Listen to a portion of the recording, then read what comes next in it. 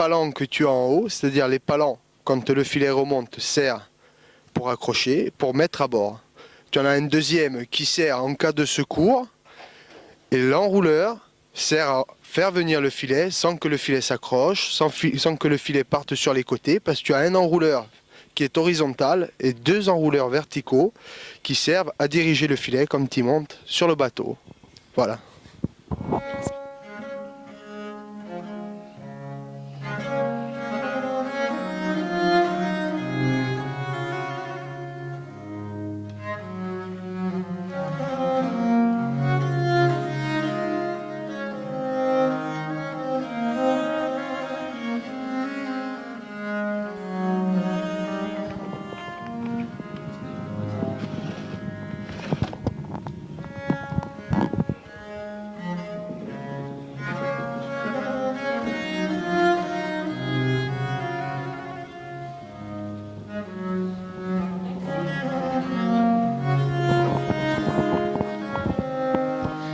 Pouvez-vous nous dire quelle est la différence entre les deux filets qu'il y a derrière moi, s'il vous plaît?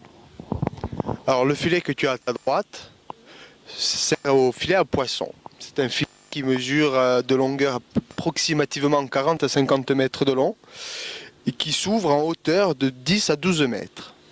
Et le filet que tu as à ta gauche, c'est un filet à langoustine qui fait dans les 60-70 mètres de long et qui s'ouvre en hauteur de 15 à 20 mètres de long. Voilà.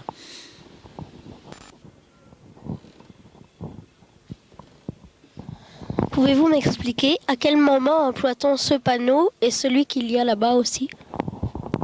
Alors tout d'abord, il faut mettre en marche un des deux enrouleurs, c'est-à-dire prendre un ou l'autre filet, le tirer, le jeter à la mer complètement. Après le filet, tu as des mixtes, ce sont de grosses cordes câblées à l'intérieur. À la fin de ces mixtes, tu as deux gros mousquetons que tu vas accrocher avec cela. Tu vas prendre ça, tu vas les accrocher d'un côté et de l'autre. Tu vas séparer la corde qu'il y a de l'enrouleur à ton mixte et tout va partir à la mer.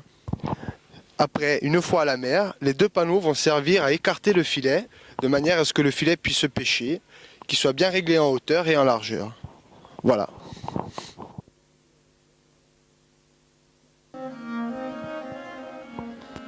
À quelle distance allez-vous pêcher avec ce chalutier? Alors les distances, ça dépend de la pêche qu'on effectue. Si on va à la pêche au poisson, la loi n'autorise à pêcher qu'à 3000 des côtes. Donc 1000 correspond à 1852 mètres. Donc 3000 correspond à peu près à 5 km et demi, 6 km des côtes. Et quand on va en grande pêche aux langoustines, c'est-à-dire à 300, 400, 500 mètres de fond, on va jusqu'à 10 000 des côtes, ce qui correspond à peu près à 15-20 km. Voilà. Quel est le poisson spécifique que vous pêchez dans la région de Corse? Alors nous avons l'avantage d'avoir beaucoup plus de jarrets qu'autre part, de mandoles, de chapons, de Saint-Pierre et d'autres races de poissons que nous prenons assez couramment.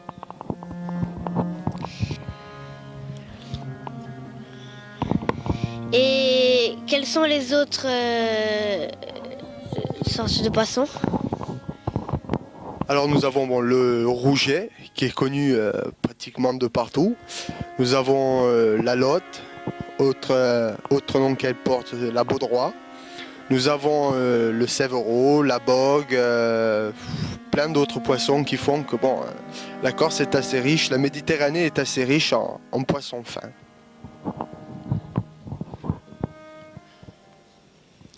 Alors, à quoi sert cet outil et comment se nomme-t-il? Alors cet outil s'appelle une pioche. Alors, je vais vous expliquer. À partir du moment où le filet remonte à bord, une fois qu'il est là, nous allons l'accrocher avec ce palan. Ce palan qui va nous aider à monter le filet jusqu'en haut du portique, afin que le bout du filet soit en bas, que nous puissions défaire le nœud, et qu'une fois le nœud défait, le filet monte et tout tombe sur le pont. Une fois que tout est sur le pont, Il y a de l'herbe, des poissons, il y a de tout dedans. Et étant donné qu'il y a des poissons dangereux, comme le chapon, la rascasse, la vive, on ne peut pas se permettre de choisir avec les mains. Donc on a cette pioche qui va nous servir à trier le poisson par terre, afin d'éviter les piqûres de poissons.